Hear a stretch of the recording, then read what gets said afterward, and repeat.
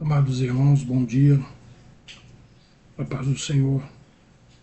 Vamos dar continuidade aqui, maravilhoso estudo sobre o batismo no Espírito Santo, onde encontraremos várias referências que darão fortalecimento da promessa do Pai para a Igreja, o qual nós temos observado que muitas congregações e igrejas distanciaram desse tema doutrinário tão importante, que é uma das doutrinas, a coluna vertebral da Igreja. No texto passado, nós falamos num vídeo em Atos capítulo 1, versículo 4 a 5, e estando com ele determinou que não se ausentasse de Jerusalém, mas que esperasse a promessa do Pai, que disse ele, de mim ouviste, que na verdade João batizou com água, mas vós sereis batizados com o Espírito Santo não muito depois desses dias. Glória a Deus. E também em João capítulo 16, versículos 7 a 11. 7 a 11, depois vamos falar do versículo 12. Todavia digo-vos a verdade, que vos convém que eu vá, porque se eu não for, o Consolador não virá a vós. Mas quando eu for, vos enviarei, e quando ele vier, convencerá o mundo do pecado, da justiça e do juízo. Do pecado, porque não creio em mim, da justiça, porque vou para o meu Pai e não me vereis mais, e do juízo, porque já o príncipe deste mundo está julgado. E aqui nós vamos dar continuidade, baseado no livro de João mesmo, do Evangelho de João 14, versículo 16, a qual fala da promessa do Consolador. Quando aquele Consolador, o Espírito Santo, que o Pai enviará em meu nome, olha a promessa, vos ensinará todas as coisas, ensinar, e vos fará lembrar de tudo quanto vos tenho dito. Ele vos ensinará e vos fará lembrar, glória a Deus, de tudo o que tenho dito. O ensinador, o Espírito Santo, é uma das funções mais profundas e consoladoras que ele exerce no Novo Testamento. A palavra grega didasko, como você mencionou, expressa claramente o papel de ensinar, instruir, explicar, transmitir doutrina. Tudo isso o Espírito faz com excelência divina. E vamos observar aqui com os textos o propriamente dito que a gente leu. Aqui Jesus afirma explicitamente que o Espírito ensinará todas as coisas, é a aplicação direta de didaskos.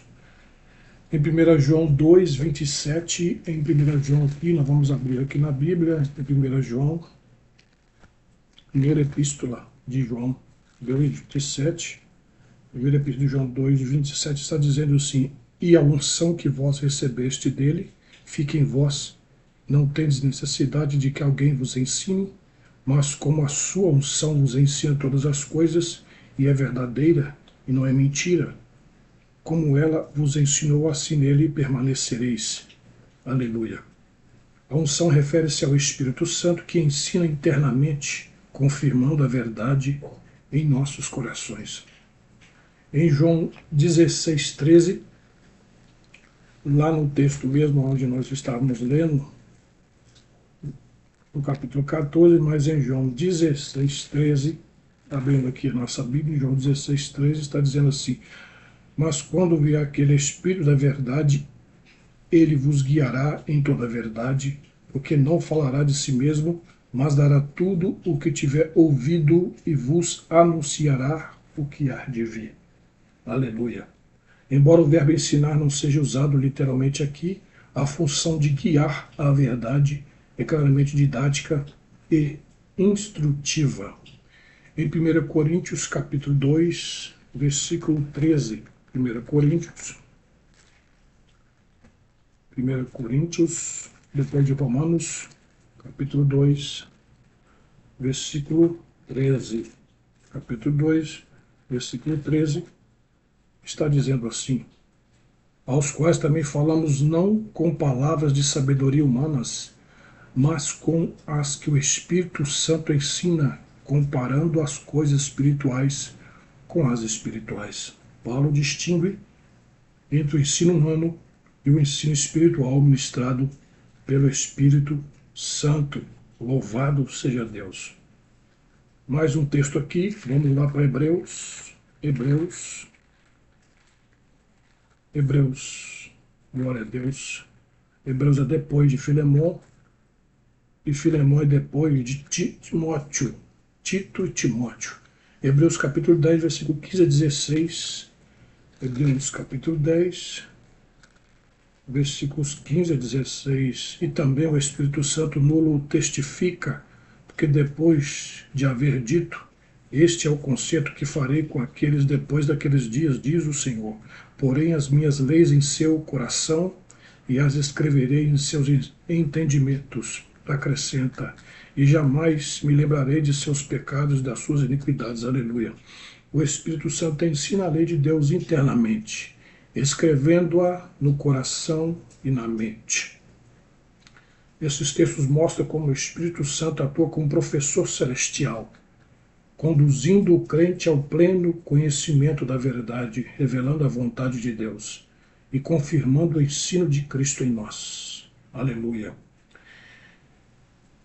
E como há uma busca intensa pelos segredos da palavra de Deus, os mistérios, o Espírito Santo, ele nos traz verdades profundas aonde os tesouros da sabedoria e do conhecimento estão escondidos em Cristo. É quem revela, ilumina e dá conhecimento espiritual. O papel do Espírito Santo é revelar o que antes estava oculto, especialmente no que diz respeito ao reino de Deus, às rejeições dos judeus e aos chamados dos gentios. E com base nesses tesouros escondidos que nós encontramos em Cristo Jesus, há uns textos aqui na palavra do Senhor, nas doutrinas, Colossenses capítulo 2, o Espírito Santo vai nos direcionar nessas profundidades da palavra de Deus. Capítulo 2, versículos 2 e 3.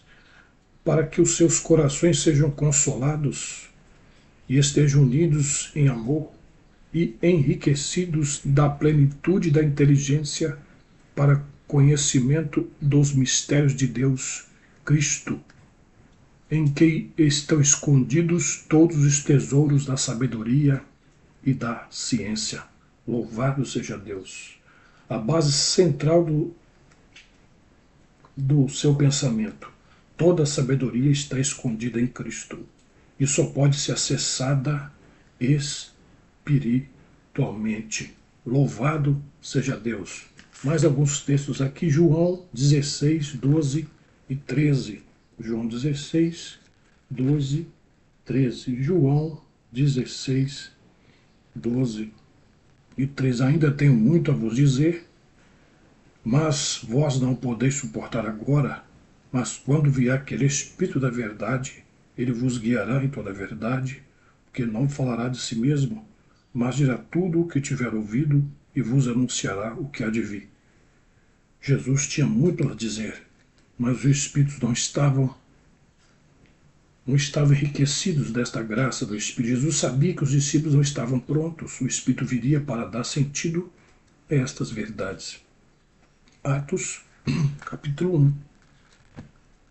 Atos, capítulo 1, versículos de 6 a 8. Atos, capítulo 1, versículo de 6 a 8. Atos, capítulo 1, versículo de 6 a 8 está dizendo assim: aqueles, pois que se haviam reunidos, perguntaram, dizendo: Senhor, restaurarás tu neste tempo o reino de Israel? E disse-lhes: não vos pertence saber os tempos ou as estações que o Pai estabeleceu pelo seu próprio poder, mas recebereis a virtude do Espírito Santo que há de vir sobre vós. Ser-me-eis testemunhas tanto em Jerusalém, como em toda a Judéia, Samaria e até os confins da terra. Aleluia. As expectativas terrenas dos discípulos seriam corrigidas pelo poder revelador do Espírito Santo.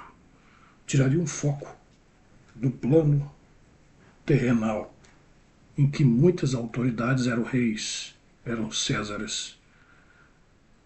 E os judeus tinham essa expectativa que Quem sabe Jesus viria como um rei terreno, mas o Espírito Santo ia corrigir a visão deles, ia colocar neles uma visão transcendental. 1 Coríntios 2, de 9 a 10. 1 Coríntios 2, de 9 a 10. 1 Coríntios 2, de 9 a 10. Vamos ver aqui mais alguns textos. Mas, como está escrito, as coisas que os olhos não viu e os ouvidos não ouviu, e não subiram o coração do homem, são as que Deus preparou para os que o amam. Mas Deus não las revelou pelo seu Espírito, porque o Espírito penetra todas as coisas, ainda as profundezas de Deus. Aleluia. O Espírito revela os mistérios de Deus, que a mente natural não alcança. Efésios, capítulo 3, versículos de 4 a 6. Efésios, capítulo 3, versículos de 4 a 6. Pelo que, quando ledes, podeis perceber a minha compreensão do mistério de Cristo, o qual noutros séculos não foi manifestado aos filhos dos homens, como agora tem sido revelado pelo Espírito aos seus santos, os apóstolos e profetas, a saber que os gentios são co-herdeiros e de um mesmo corpo, e participantes da promessa em Cristo pelo Evangelho. Perdoe, irmãos. Aleluia. Os chamados dos gentios, que antes eram um mistério, foi revelado pelo Espírito Santo. Aleluia. Esses versículos mostram como o Espírito é essencial para entender o plano de Deus, tanto no passado quanto em nosso tempo. Aleluia. Louvado seja o nome do Senhor Jesus.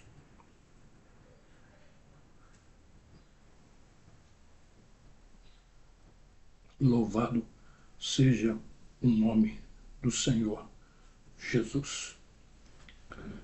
Em João, capítulo 16, versículos 12, Jesus disse: ainda tem muito que vos dizer, mas vós não podeis suportar agora.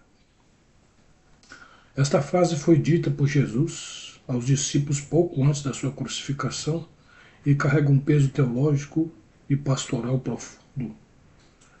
E vamos observar aqui, pela interpretação bíblica, Jesus tinha mais revelações a dar para os discípulos. Jesus havia ensinado muito, mas não havia revelado tudo ainda. Havia verdades espirituais mais profundas, especialmente sobre o sofrimento, a rejeição de Israel, a salvação dos gentios e a nova aliança, que os discípulos ainda não estavam preparados para ouvir. Colossenses capítulo 1, versículo 6 diz que o mistério que esteve oculto desde todos os séculos e em todas as gerações e que agora foi manifesto aos seus santos. Louvado seja Deus, manifesto, foi esclarecido, foi apresentado para nós, apareceu para nós. Louvado seja Deus. Os discípulos estavam espiritualmente maturos, eles ainda pensavam de forma terrena. Vemos em Atos capítulo 1, versículos de 4 a 6. Com expectativas nacionalistas como a restauração política de Israel, eles não entenderiam ou reagiriam bem às verdades mais duras e profundas, como a rejeição de Israel, a inclusão dos gentios e o sofrimento que viria. Mas em 1 Coríntios capítulo 3, versículo 1, Paulo está dizendo assim: porque ainda sois carnais, ainda sois meninos em Cristo. Certo que os discípulos ou apóstolos estavam em grande desenvolvimento na sua fé com Cristo Jesus. Mas, para os assuntos mais maduros e espirituais, não estavam preparados. Então o Senhor estava os preparando. E quando viesse o Consolador, ia dar a eles estrutura para que pudessem entender e compreender e suportar os acontecimentos que estavam a seguir. Jesus prometeu o Espírito Santo para completar o ensino. O ensino que Jesus não podia dar naquele momento seria completado pelo Espírito Santo, o Espírito da verdade. João 16:13, quando vier, porém, o Espírito da verdade, ele vos guiará a toda a verdade. Isto mostra que a revelação é progressiva. Deus revela mais à medida que estamos espiritualmente prontos para receber. Louvado seja Deus. O ensino do Espírito é espiritual e não natural. Verdades profundas de Deus só podem ser entendidas espiritualmente, não por lógica ou emoção humana. Louvado seja Deus. Ora, o homem natural não compreende as coisas do Espírito de Deus, porque lhe parece loucura. 1 Coríntios capítulo 2, versículo 14. Aleluia. E no texto que lemos, que ainda tem muito que vos dizer, mas vós não podeis suportar agora, João 16:12, o texto nos diz que havia 4 pontos importantes que iam se manifestar logo à subida de Jesus, a sua ascensão, em que o Espírito Santo ia fortalecer os discípulos e os apóstolos com relação à sua missão na terra, quando haveria um esclarecimento na sua mente sobre tudo que Jesus deixou para que o Espírito Santo consolasse e ensinasse a eles. O primeiro era o sofrimento de Cristo. Jesus já havia mencionado que seria rejeitado e morreria, mas os discípulos não compreendiam plenamente a natureza redentora do sofrimento. Isaías 53:5 está dizendo: mas ele foi ferido por causa das nossas transgressões e moído por causa das nossas iniquidades. Lucas 24:26. Porventura não convinha que o Cristo padecesse estas coisas e entrasse na sua glória? O sofrimento de Jesus não era fracasso, mas parte do plano da salvação. Aleluia. Os discípulos só entenderiam isto após a ressurreição, quando o Espírito abriu suas mentes. Lucas 24:45. Vamos ver lá em Lucas 24:45. Lucas 24:45. Lucas 24:45. E os discípulos só entenderiam isso, aleluia, quando o Espírito abriu suas mentes. Lucas 24:45 está dizendo assim: então abriu-lhes o entendimento para compreenderem as Escrituras. Isso aqui é onde Jesus aparece para os discípulos, ali, falando das coisas concernentes à sua morte, à sua ressurreição, e ali o Espírito conferindo nos vossos corações. O entendimento deles foram abertos pelo Espírito. Aleluia. 2. A rejeição de Israel. Israel, como nação, rejeitou o Messias prometido. Jesus chorou sobre Jerusalém e sabia que a liderança judaica o entregaria à morte. João 1:11. Veio para o que era seu, mas os seus não receberam. Mateus 21:43. Portanto, eu vos digo que o reino de Deus vos será tirado e será entregue a um povo que produza os seus frutos. Essa rejeição abriu caminho para um novo povo, a igreja composta de judeus e gentios. Era uma verdade difícil para os discípulos que esperavam a restauração do reino terreno de Israel. Número 3, a salvação dos gentios. Deus sempre teve um plano universal, mas isso foi plenamente revelado no Novo Testamento. Os gentios seriam co-herdeiros da graça. Efésios 3:6.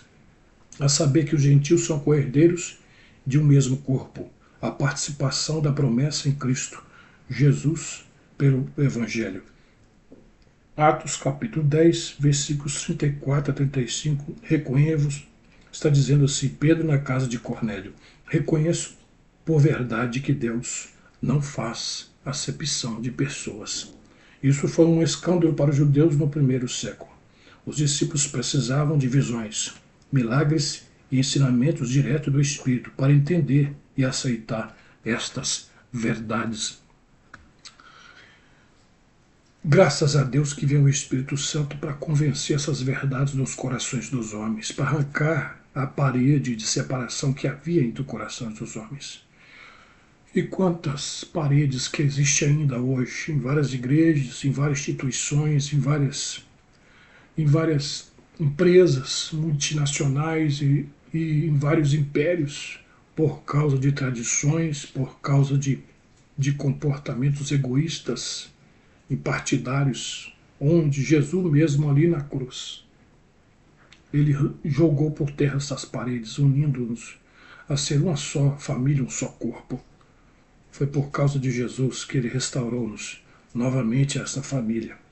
4. A nova aliança. Jesus instituiu uma nova aliança no seu sangue, substituindo a antiga, baseada na lei de Moisés, por uma lei da graça no Espírito. Lucas 22:20 diz assim: Este cálice é a nova aliança do meu sangue, derramado por vós. Hebreus capítulo 8, versículo 6. Mas agora alcançou ele ministério, tanto mais excelente, quanto é mediador de uma melhor aliança. Aleluia. A nova aliança traz perdão, acesso direto a Deus e o Espírito habitando no coração. Era uma revolução espiritual que os discípulos só entenderiam após o Pentecoste. Glória seja dada ao nome de Jesus. Esses 4 pontos foram o coração da revelação do Novo Testamento. E o Espírito Santo é quem nos capacita a compreendê-los e a viver. Glória a Deus. Louvado seja Deus. Essas são as promessas onde o Espírito Santo ele viria para nos ensinar. E viria para nos ensinar. Mas também no texto que nós lemos, onde há a promessa do Pai, não só ensinar, mas convencer. João 16:8 diz que quando ele vier, convencerá o mundo do pecado, da justiça e do juízo. Também aparece essa mensagem como retendo firme a fiel palavra que é conforme a doutrina, para que seja poderoso tanto para admoestar como a sã doutrina, como para convencer os contradizentes. Isso está escrito em Tito 1:9. 1 Timóteo 5:20 diz: Aos que pecarem, repreende-os na presença de todos, para que também os outros tenham temor. Depois, em Apocalipse 3:19, eu repreendo e castigo a todos quanto homens, se pois zeloso e arrepende-se. A palavra aqui convencerá dá o sentido de repreender e de corrigir. A frase convencerá do pecado em João 16:8 não se refere a um único pecado, mas a condição geral de rebelião, incredulidade e indiferença do ser humano em relação a Deus. No caso do povo hebreu, o povo escolhido, a Bíblia relata repetidamente como eles rejeitaram a voz de Deus, desobedeceram a sua palavra e caíram em idolatria. A seguir, um panorama bíblico de vários textos da palavra de Deus aonde houve este ato de incredulidade, de rebelião, indiferença do ser humano com relação à palavra de Deus e aos seus milagres. Nós observamos em Gênesis capítulo 3, Adão e Eva ouviram outra voz e desobedeceram. Nós observamos em Gênesis 4, Caim rejeitou o aviso de Deus e matou Abel. A humanidade nos dias de Noé, Gênesis capítulo 6, totalmente corrompida. Em Gênesis capítulo 11, a Torre de Babel, tentativa de autonomia contra Deus. O pecado central é desobediência à voz de Deus, orgulho e incredulidade. Em Êxodo, nós vemos capítulo 14 a 16. Após sair do Egito, o povo murmurou repetidamente. Em Êxodo capítulo 32, fizeram bezerro de ouro, idolatria explícita. Em Números capítulo 14, rejeitaram entrar em Canaã, incredulidade. Em Deuteronômio 9 e 7. Lembra-te como provocaste a ira ao Senhor teu Deus no deserto. Pecados recorrentes, incredulidade, murmuração e idolatria. O Senhor estava enviando o teu Espírito na mente a falar com eles para repreender e corrigir, mas a incredulidade era um ato deliberado de não ouvir e aceitar e arrepender-se diante da voz de Deus. Juízes, ciclo de apostasia. Juízes 2, 11 a 13. Fizeram o que era mal aos olhos do Senhor e seguiram a Baal. Repetidamente o povo esquecia de Deus, caía em pecado, era oprimido e clamava. O povo se mostrava indiferente até sofrer. Ouviam a Deus só na crise. Aleluia. Nos livros de Reis e Crônicas, reino divididos e rebeldes. 1 Samuel capítulo 8, versículo 7. A mim me rejeitaram, para que eu não reine sobre eles. Em 1 Reis 12 e 13, Jeroboão faz 2 bezerros de ouro. Em 2 Crônicas 36, 15 a 16, zombavam dos mensageiros de Deus até que subiu a ira do Senhor. Pecado sistemático, rejeição da palavra profética e dos mandamentos. Nos profetas chamados de ignorantes. Isaías 6, de 9 a 10. Ouvi, mas não entendais. Vede, mas não percebais. Corações endurecidos. Jeremias 7, 13. Falando-vos desde cedo, mas não me ouviste. Ezequiel 2 e 4. Filhos de duro semblante e obstinados de coração. Os profetas foram perseguidos, rejeitados ou mortos. Nos evangelhos, João capítulo 1, versículo 11. Veio para o que era seu, mas os seus não receberam. Lucas capítulo 13, versículo 34. Jerusalém que mata os profetas. Quantas vezes quis eu ajuntar teus filhos e não quiseste? Pecados, rejeição do Messias prometido, Jesus Cristo. Em Atos e nas cartas, Atos 7, 51, 52. Vós sempre resistiu ao Espírito Santo, assim como vossos pais. Em Hebreus capítulo 3, 7 a 10. Se ouvides hoje a sua voz, não endureçais os vossos corações. Mesmo com o Espírito Santo, muitos continuam rejeitando o Espírito Santo que fala. Em Apocalipse, uma rejeição final ainda. Capítulo 9, versículo 20 e 21. E os restantes dos homens não se arrependeram. Em Apocalipse 16, 9.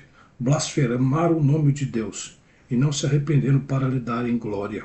Mesmo diante do juízo, o coração do homem continua endurecido. Deus ainda continua dando oportunidade ao homem para se arrepender. E como se inicia um coração incrédulo, já que Jesus viria para convencê-los do pecado, da justiça e do juízo, mas do pecado porque não crê em Deus. Como se inicia? Biblicamente falando, um coração incrédulo e endurecido. Ouvir a verdade, mas não obedecer. Em Hebreus 3,15 está dizendo: hoje, se ouvis a sua voz, não endureçais os vossos corações. A incredulidade começa quando alguém ouve a palavra de Deus, mas a trata com indiferença ou resistência. A desobediência repetida gera um coração endurecido. A pessoa pode ouvir a palavra de Deus, mas se ela não quiser aceitar, ela pode rejeitar. Ela pode usar o seu livre-arbítrio para recusar. Ela pode ouvir, mas enquanto estiver na mente e não passar no coração, não transforma. As pessoas podem ouvir, mas recusam. Elas não querem submeter à palavra transformadora. Negligenciar a presença e a fidelidade de Deus. Salmos 95, 8 a 11. Não endureçais o coração como em Meribá. Mesmo após muitos milagres, Israel duvidava de Deus. Êxodo 17. Mas o homem ignora os sinais da bondade de Deus. Seu coração começa a se fechar. 3. Ser dominado pelo pecado não confessado. Hebreus 3,3 diz: enganado pelo pecado, o coração se endurece. O pecado alimentado, não tratado, engana a mente. Com o tempo, o coração se torna insensível à voz de Deus. Amar mais o mundo do que a Deus. 2 Timóteo 4,10. Tendo amado o presente século Demas.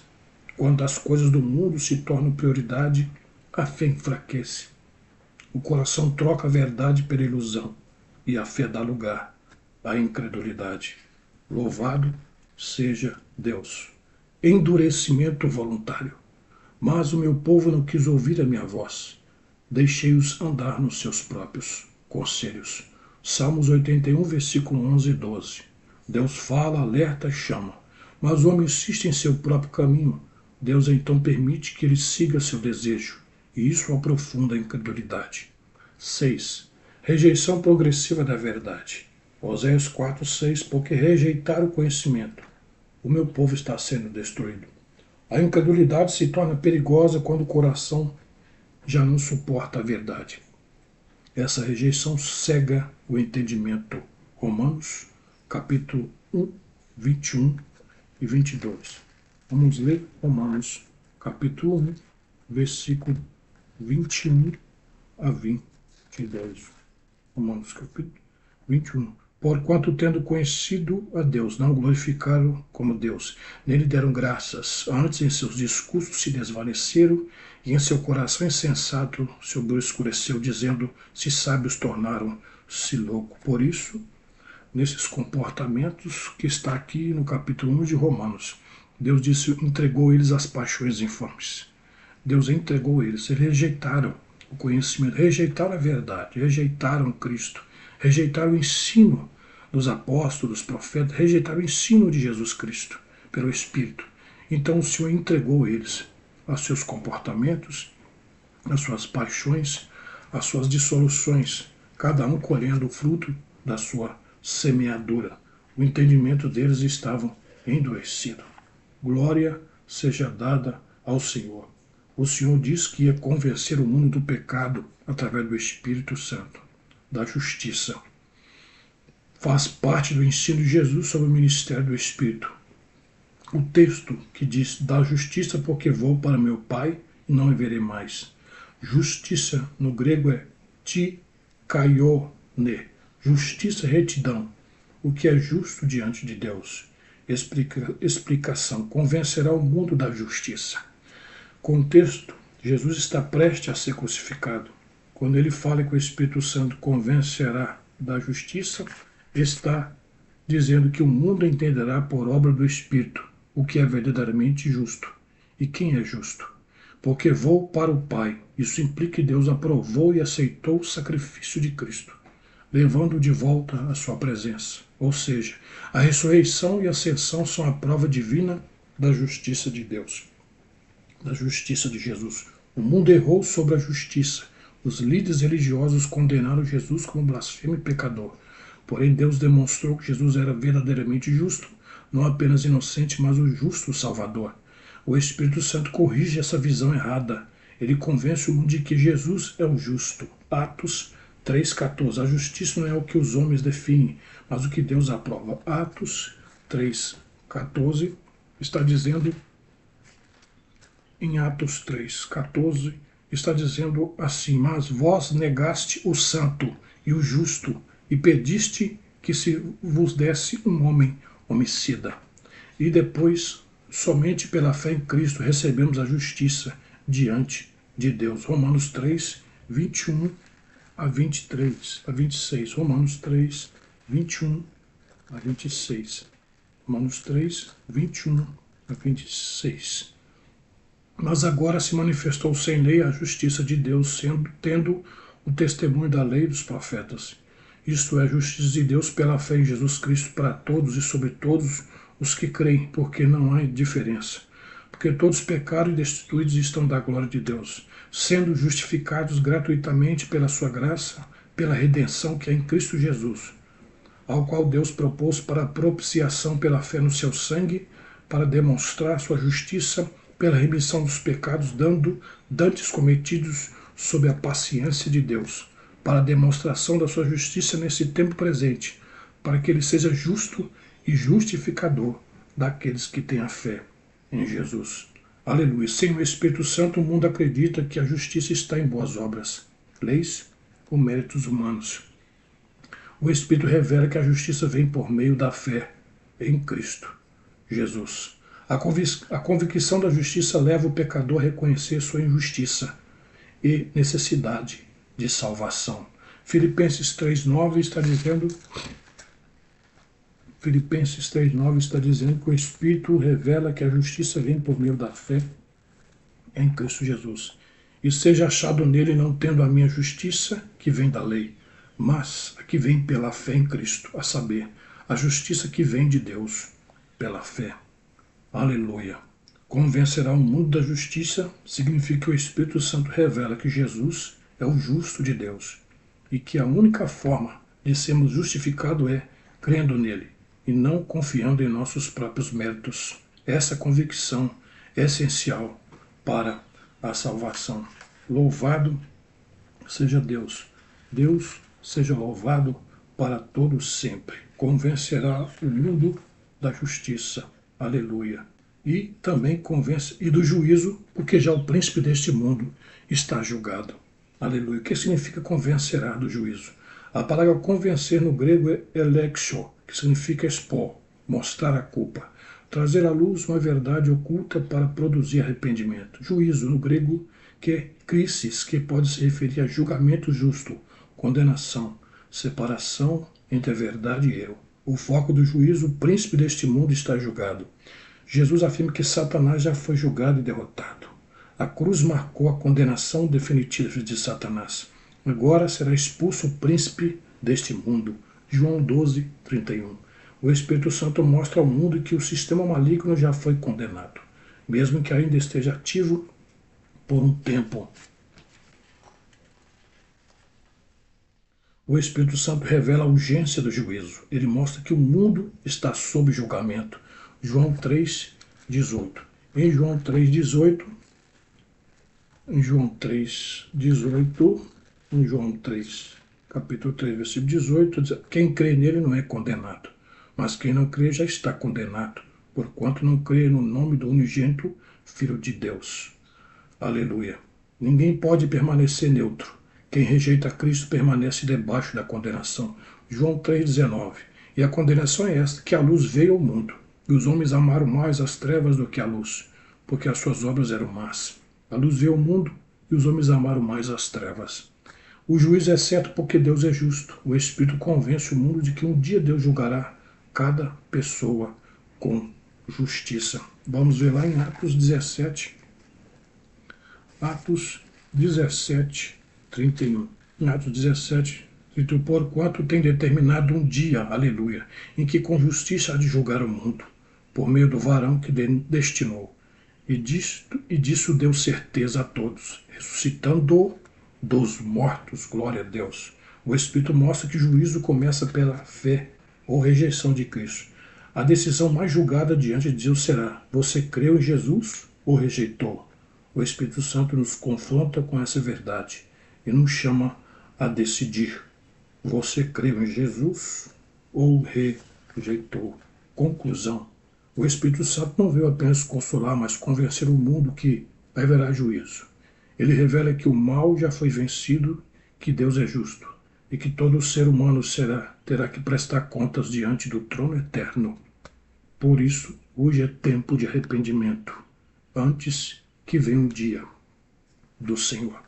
E aqui eu vou deixar uma ilustração de como é necessário nós termos o Espírito Santo em nossa vida. O barco sem vento. Imagine o barco à vela em alto mar. Ele foi lindamente construído, tem todas as velas amarradas, o leme firme, bússola no lugar, mas não há vento. Por mais bonito e bem equipado que esteja, esse barco não sairá do lugar. Ele depende totalmente do vento invisível que o impulsiona e o guia. Assim é o crente. Pode ter conhecimento, boa intenção e a igreja, orar, ler a Bíblia, mas sem o Espírito Santo soprando em sua vida, ele não terá direção nem força para caminhar no propósito de Deus. O vento é invisível, mas seus efeitos são poderosos. Da mesma forma, o Espírito Santo é invisível aos olhos humanos, mas sua presença é indispensável para que o crente viva, cresça e frutifique espiritualmente. Glória a Deus. Quero agradecer a você que pacientemente ouviu essas mensagens. Perdoe se de alguma forma manifestei por face ou por palavras gestos que não te agradaram. Quero louvar a Deus com esses estudos, em nome de Jesus. Amém.